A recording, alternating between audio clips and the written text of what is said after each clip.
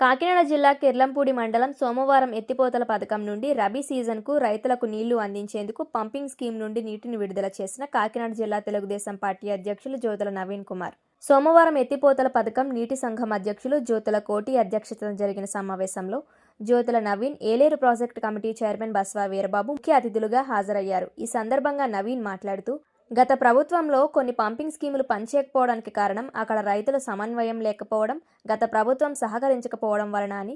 కానీ సోమవారం pumping schemes ఇన్ని సంవత్సరాలుగా రైతులకు నీరు నిర్విరామంగా తిరుగుతుంది అంటే అక్కడ రైతుల సమన్వయమే ముఖ్య కారణమని నవీన్ అన్నారు. కూటమి ప్రభుత్వం రాష్ట్రంలోని అన్ని ప్రాజెక్టులకు, అన్ని ఎత్తిపోతల పథకాలకు చైర్మన్ ఏర్పాటు చేసి రైతులకు సకాలంలో నీరు అందించే విధంగా చర్యలు తీసుకుంటుందని నవీన్ అన్నారు. అనంతరం నూతనంగా ఎన్నికైన నీటి సంఘాల అధ్యక్షులను, చైర్మన్లను, వైస్ చైర్మన్లను, డైరెక్టర్లను ఘనంగా సత్కరించారు.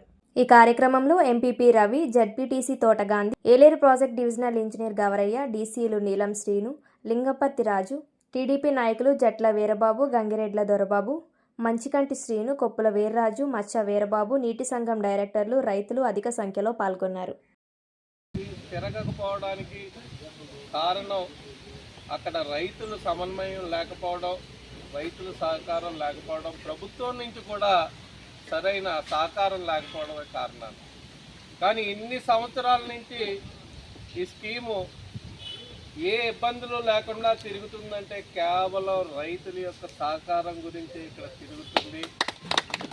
అదేవిధంగా రైతులకు కూడా ఎవరైతే ఇక్కడ ప్రెసిడెంట్ ఉన్నారో, గతంలో వీరబాబు చేసిన